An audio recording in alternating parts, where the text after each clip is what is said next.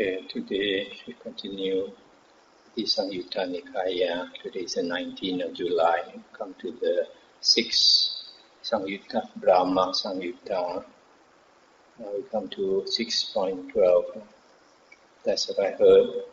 On one occasion, the Blessed One was dwelling at Rajagaha on Mount Vulture Peak, not long after Devadatta had left. Then when the night had advanced, Brahma-samyutta, of stunning beauty, illuminating the entire Mount Vulture Peak, approached the Blessed One, paid homage to him and stood to one side. Standing to one side, referring to Devadatta, he recited this verse in the presence of the Blessed One. As its own fruit brings destruction to the plantain, bamboo and reed, as its embryo destroys the mule, so do honors destroy the scoundrel. That's the end of the sutta. So, plantain plant is what we call the banana plant. So when the banana plant gives forth the fruit, people harvest it and chop down the banana tree. So the fruit destroys the banana plant. Similarly with bamboo and reed. So he says that honors destroy the scoundrel. Honors, that is fame, is for a monk is very dangerous. That is why later we'll come across one Samyutta, Labha Sakkara Samyutta, which is about gains and fame, offerings and fame for a monk is extremely dangerous. So here, because of fame, Devadatta destroyed himself. 6.13. On one occasion, the Blessed One was dwelling among the Magadhans at Anda Kavinda. On that occasion, the Blessed One was sitting out in the open, in the thick darkness of the night while it was drizzling. Then when the night had advanced, Brahma-samyutta approached the Blessed One, paid homage to him and stood to one side. Standing to one side, he recited these verses in the presence of the Blessed One. One should resort to remote lodgings, practice for release from the fetters. But if one does not find delight there, guarded and mindful, dwell in the Sangha, walking for alms from family to family, faculties guarded, discreet, mindful. One should resort to remote lodgings, free from fear, liberated in the fearless, where terrible serpents glide, where lightning flashes and the sky thunders. In the thick darkness of the night, there sits a monk devoid of terror. For this has actually been seen by me. It is not merely hearsay. Within a single holy life, 1,000 have left death behind. There are 500 more trainees, and 10 times a tenfold 10. All have entered the stream, never returning to the animal realm. As for the other people who remain, who to my mind partake of merit, I cannot even number them from dread of speaking falsely. That's the end of the sutta. So here, this Brahma-samyutta praises a monk who dwells in remote haunts. And this part where he talks about this first part about remote haunts, the translation in the Pali Text Society is also very beautiful. I read for you. Seek ye the lonely haunts remote from men. Practice the life of liberty from bonds. If there ye come not by your heart's desire, dwell with the Sangha, mindful and controlled, seeking your alms among clansmen, house to house, prudent and heedful, guarded as to sense.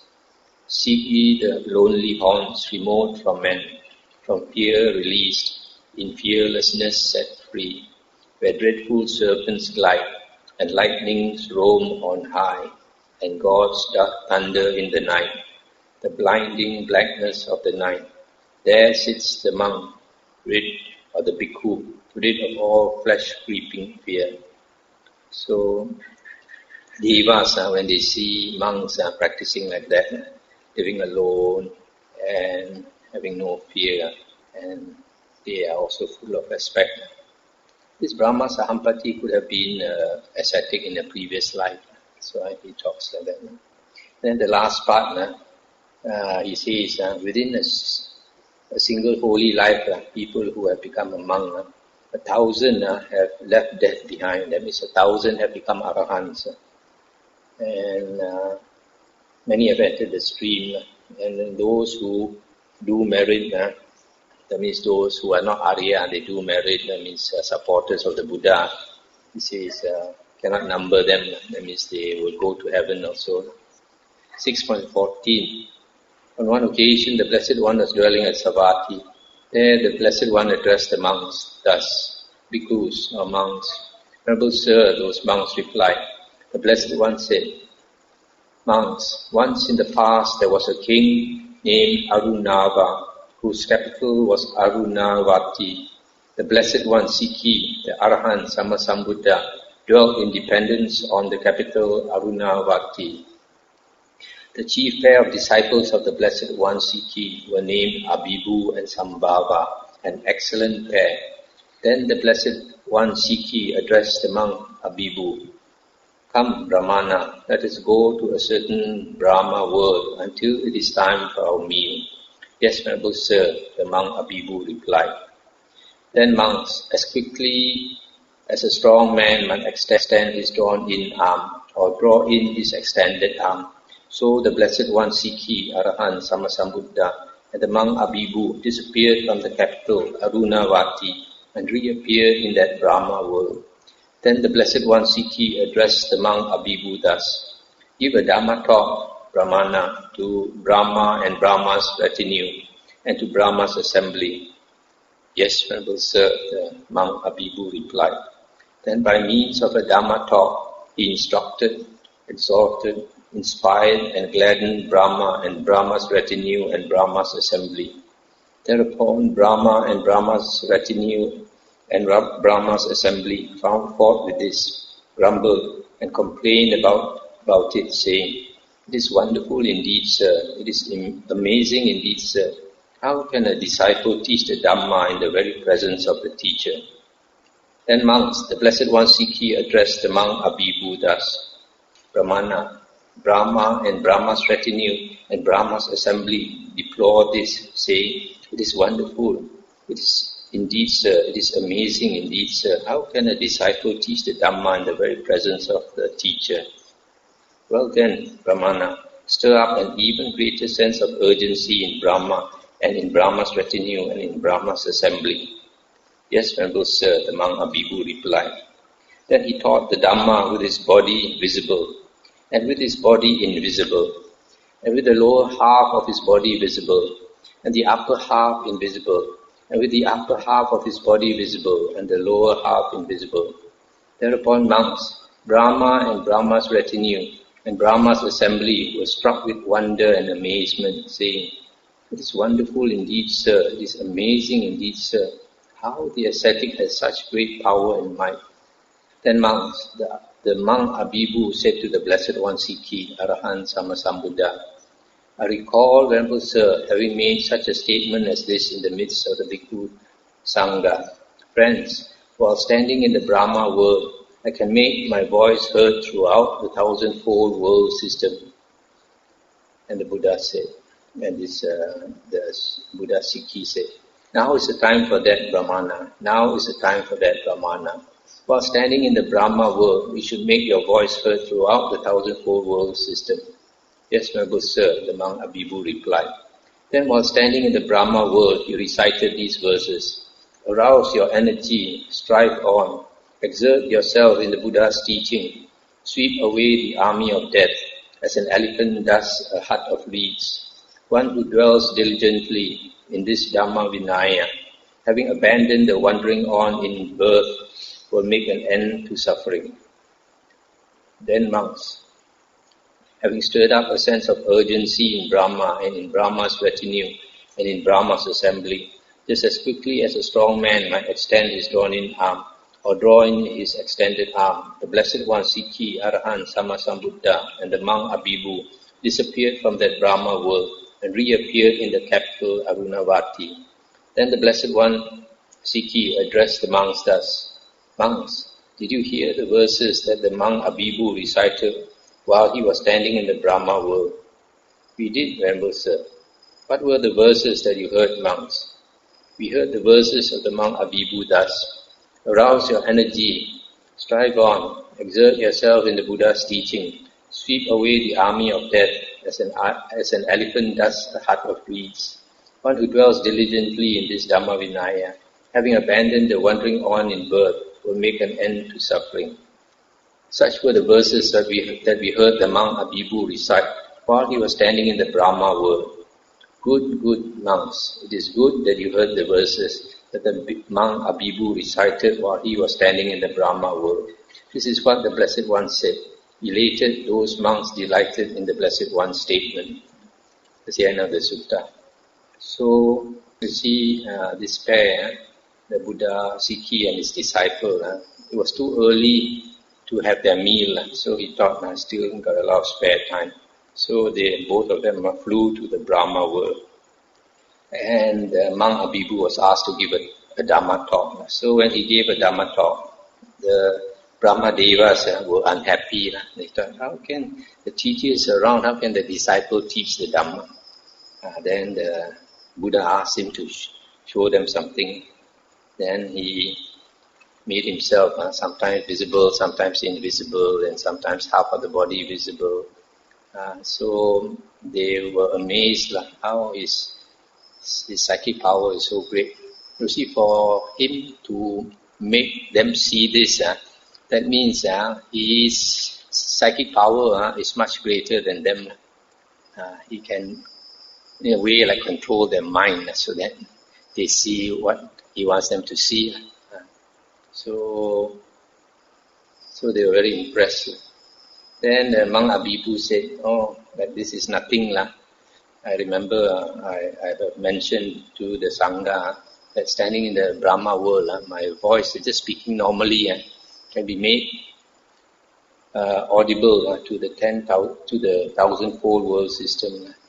And then Buddha asked him to do that. So he just talked normally, and 1,000 world systems could hear his voice so clearly. So this shows how powerful the Arahants are. 6.15. On one occasion, the Blessed One was dwelling at Kusinara in Upavattana, the sal tree grove of the Malans, between the twin sal trees, on the occasion of his final Nibbana. Then the Blessed One addressed the monks thus. Now I address you, monks. Formations are bound to vanish. Strive to attain the goal by diligence. This was the last utterance of the Tathagata. Then the Blessed One attained the first jhana. Having emerged from the first jhana, he attained the second jhana. Having emerged from the second jhana, he attained the third jhana. Having emerged from the third jhana, he attained the fourth jhana. Having emerged from the fourth jhana, he attained the base of the infinity of space. Having emerged from the base of the infinity of space, he attained the base of the infinity of consciousness. Having emerged from the base of the infinity of consciousness, he attained the base of nothingness. Having emerged from the base of nothingness, he attained the base of neither perception nor non-perception. Having emerged from the base of neither perception nor non-perception, he attained the cessation of perception and feeling. Having emerged from the cessation of perception and feeling, he attained the base of neither perception nor non-perception. Having emerged from the base of neither perception nor non-perception, he attained the base of nothingness. Having emerged from the base of nothingness, he attained the base of the infinity of consciousness. Having emerged from the base of the infinity of consciousness, he attained the base of the infinity of space. Having emerged from the base of the infinity of space, he attained the fourth jhana. Having emerged from the fourth jhana, he attained the third jhana. Having emerged from the third jhana, he attained the second jhana. Having emerged from the second jhana, he attained the first jhana. Having emerged from the first jhana, he attained the second jhana. Having emerged from the second jhana, he attained the third jhana. Having emerged from the third jhana, he attained the fourth jhana. Having emerged from the fourth jhana, immediately after this, the Blessed One attained final Nibbana. I'll stop here for a moment. So here you see the Buddha, to attain Nibbana, he went through one by one, all the jhanas, up to the 8th jhana, then cessation of perception of consciousness, and then down all the 8 jhanas to number 1, and then after that, number 1 up to number 4. And from number 4, as soon as he came out of number 4, immediately entered Nibbana. And the Blessed One attained final Nibbana. Simultaneously with his final Nibbana, Brahma-samyutta recited this verse. All beings in the world will finally lay the body down. Since such a one as the teacher, the peerless person in the world, the Tathagata endowed with the powers, the Buddha, has attained final Nibbana. And the Blessed One attained final Nibbana. Simultaneously with his final Nibbana, Sakadeva Raja, who is Lord of the Devas, recited this verse. Impermanent indeed are formations. Their nature is to arise and vanish. Having arisen, they cease. Their appeasement is blissful. These 4 verses, normally we chant. Anicca vata sankara upada vaya dhammino upaditava nirujanti te sang upasamo sukho. This is the one. And the Blessed One attained final Nibbana. Simultaneously with his final Nibbana, the Venerable Ananda recited this verse. Then there was terror, then there was trepidation, when the One perfect in all excellent qualities, the Buddha, attained final Nibbana. And the Blessed One attained final Nibbana. Simultaneously with his final Nibbana, the Venerable Anuruddha recited these verses. There was no more in and out breathing, in the stable one of steady mind. When unstirred, bent on peace, the one with vision attained final Nibbana. With unshrinking mind, he endured the pain, where the quenching of a lamp was the deliverance of the mind. So this is how the Buddha entered Nibbana. Now we come to the 7th Samyutta, Brahmana-samyutta. Discourses concerning the Brahmins. Here, this Brahmana does not refer to the holy man, but refers to the clan of Brahmins, priest clan. Originally they were priests, now no more. The first sutta, 7.1. Thus have I heard. On one occasion, the Blessed One was dwelling at Rajagaha in the bamboo grove, the squirrel sanctuary. On that occasion, the wife of a certain Brahmin of the Bharadvaja clan, a Brahmin lady named Dhananjani, had full confidence in the Buddha, Dhamma and Sangha. Once, while the Brahmin lady Dhananjani was bringing the Brahmin his meal, she stumbled, whereupon she uttered 3 times this inspired utterance. Homage to the Blessed One, the Arahant, perfectly enlightened one. Homage to the Blessed One, the Arahant, the perfectly enlightened one. Homage to the Blessed One, the Arahant, the perfectly enlightened one. This one in Pali would be Namo Tassa Bhagavato Arahato Samma Sambuddhassa. This can be said to be one of the mantras we can use to a meditation object we can use to keep our mind from wandering. Whenever you're not doing anything, you just chant Namo Tassa. At the same time, you are like praising the Buddha, at the same time you're keeping your mind from running away. And this was said, the Brahmin of the Bharadvaja clan said to her, for the slightest thing, this wretched woman spouts out praise of that shaveling ascetic. Now, wretched woman, I'm going to refute the doctrine of that teacher of yours.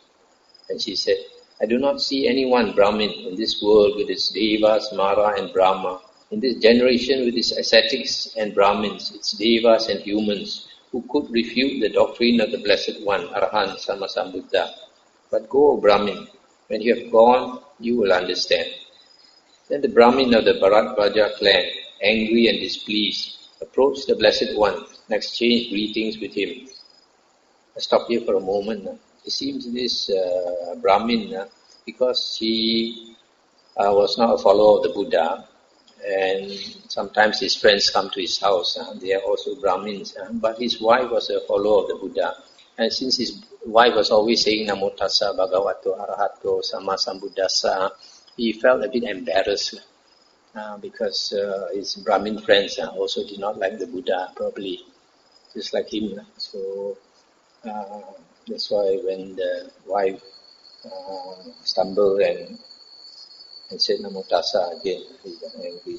So he said he wanted to go and argue with the Buddha, prove the Buddha wrong. When they had concluded their greetings and cordial talk, he sat down to one side and addressed the Blessed One in verse. Having slain, what does one sleep soundly? Having slain, what does one not sorrow? What is the one thing, O Gautama, whose killing you approve? And the Buddha said, having slain anger, one sleeps soundly. Having slain anger, one does not sorrow. The killing of anger, O Brahmin, with its poisoned root and honey tip, this is the killing the noble ones praise. For having slain that, one does not sorrow. When this was said, the Brahmin of the Bharadvaja clan said to the Blessed One, Magnificent Master Gautama, magnificent Master Gautama. The Dhamma has been made clear in many ways by Master Gautama, as though he were turning upright what had been turned upside down, revealing what was hidden, showing the way to one who was lost, or holding up a lamp in the dark for those with eyesight to see forms. I go for refuge to Master Gautama, and to the Dhamma and to the Bhikkhu Sangha. May I receive the going forth under the Master Gautama. May I receive the higher ordination. I'll stop here for a moment. Here it is quite surprising because this guy, he had a lot of anger towards the Buddha. So he came to ask the Buddha. It was like a kind of riddle. He thought the Buddha would not be able to answer. What should you sleep? What should you slay? So when the Buddha says you should slay anger, then on the one hand, when he came, he had a lot of anger.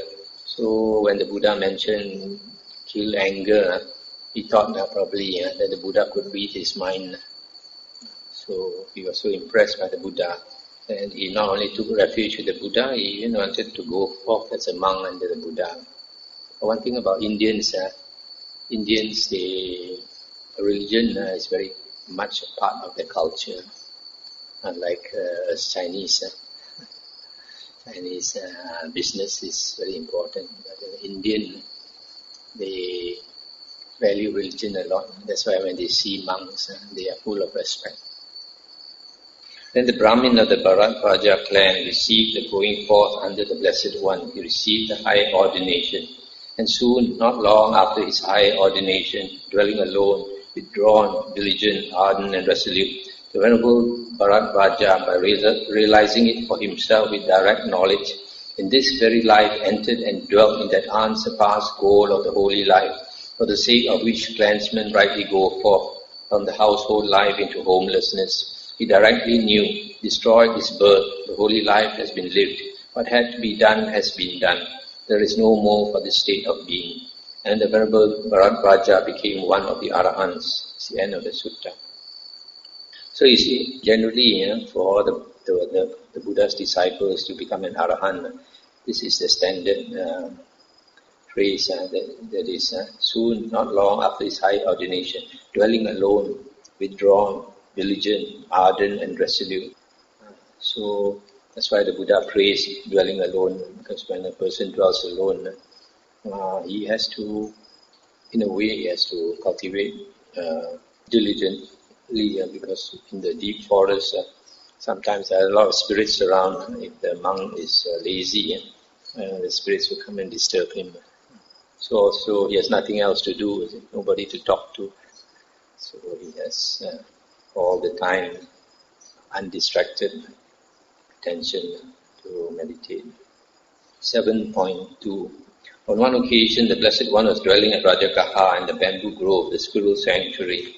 The Brahmin Akosaka Bharadvaja the abusive, heard. It is said that the Brahmin of the Bharadvaja clan has gone forth from the household life into homelessness under the ascetic Gautama.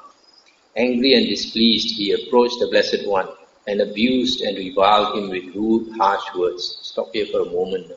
You see, these Brahmins, they have their own religion, so they don't like the Buddha. And when they heard that one of their fellow Brahmins had gone forth, this fellow was very angry that the Buddha converted one of these Brahmins, so their Brahmin clan has become smaller, less people. When he had finished speaking, the Blessed One said to him, What do you think, Brahmin?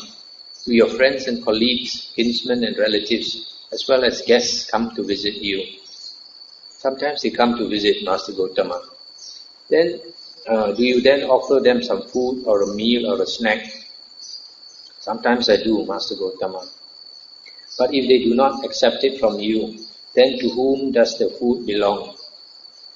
If they do not accept it from me, then the food still belongs to us.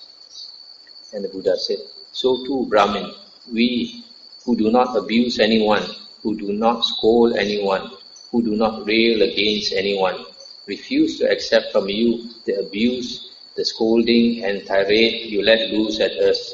It still belongs to you, Brahmin. It still belongs to you, Brahmin.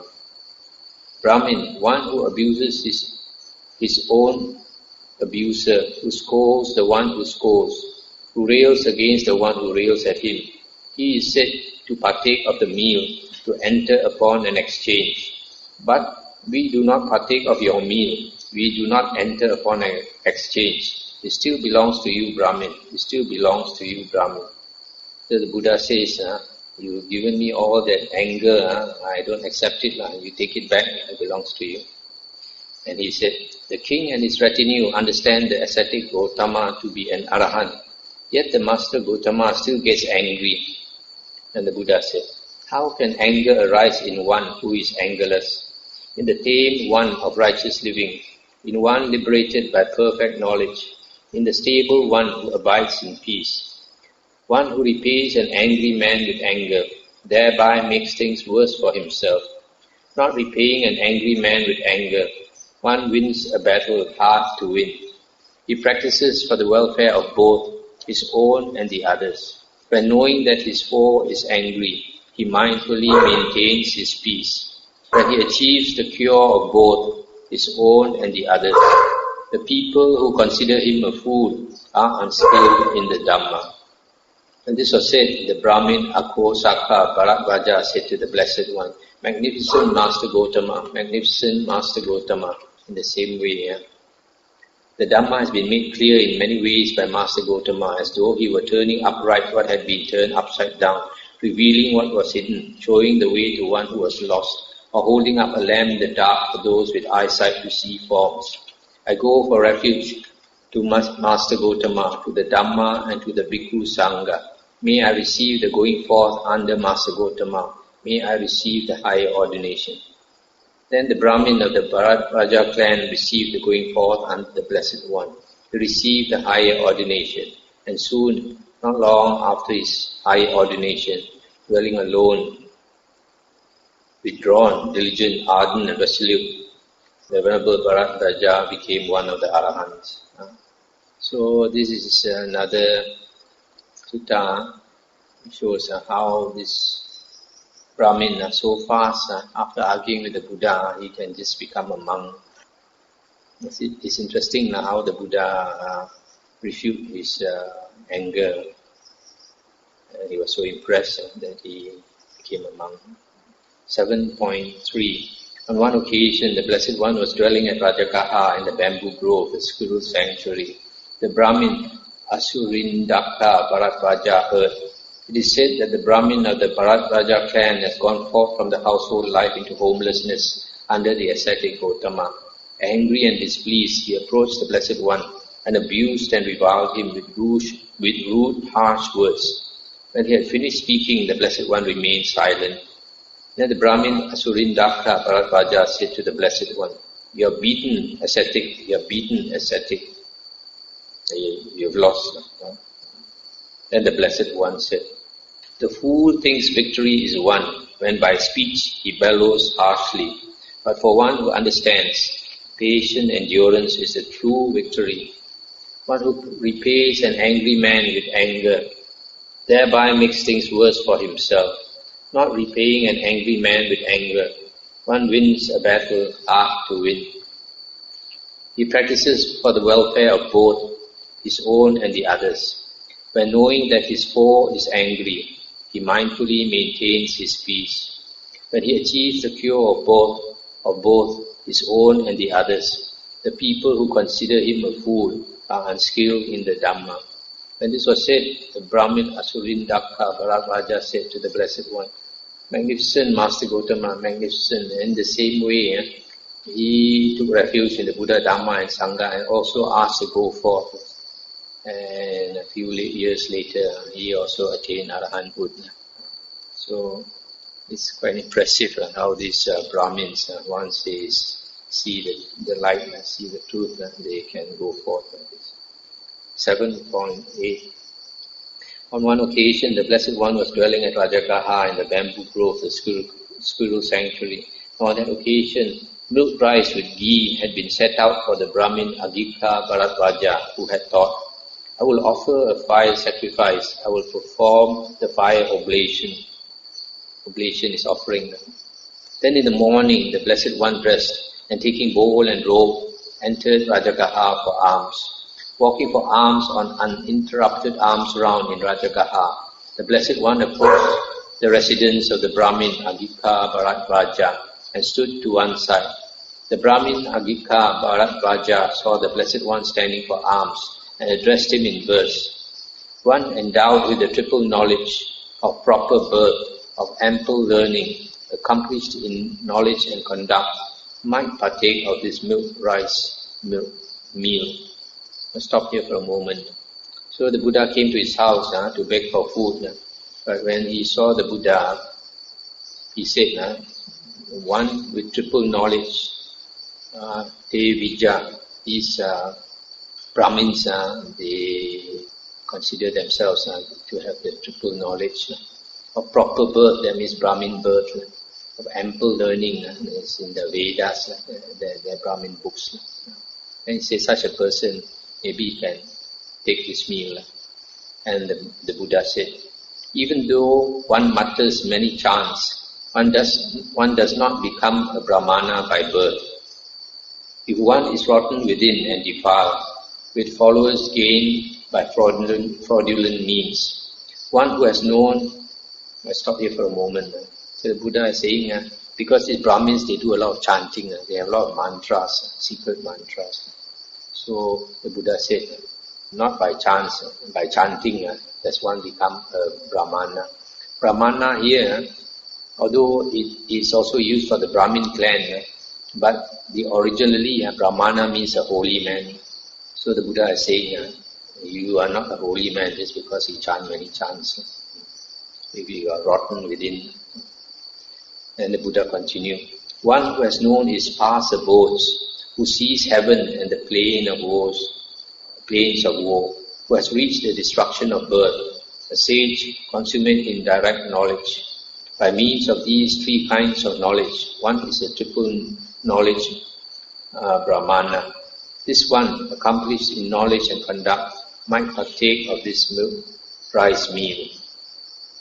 So the Buddha is saying, if one knows his past lives, and can see heaven and the woeful plains, this the Buddha calls, and reach the destruction of the round of rebirths. Then the Buddha calls this the triple knowledge. The Buddha said, such a person is worthy of the meal. Then the Brahmin Agika Bharadvaja said, let Master Gautama eat. The worthy is a Brahmana. Or is a Brahmin, he says. The Master Gautama is also like us, a Brahmin. And the Buddha said, food over which verses have been sung is not fit to be eaten by me. This Brahmin is not the principle observed by those who see. The enlightened ones reject such food over which verses have been sung. As such a principle exists, O Brahmin, this is their rule of conduct. Serve with other food and drink, consummate one, the great seer, with asavas or taints destroyed, and remorse still, for he is the field for one seeking merit. When this was said, the Brahmin Agika Bharadvaja said to the Blessed One, magnificent Master Gautama, magnificent. In the same way, he also took refuge and asked to go forth, and later he also became an Arahant. So you see, it's interesting here, the Buddha says, Buddhas don't chant verses for their meal. It's not like the Brahmins nowadays, some monks, they do chanting to get the food, to earn a livelihood like that. So the Buddha says, real monks don't do that.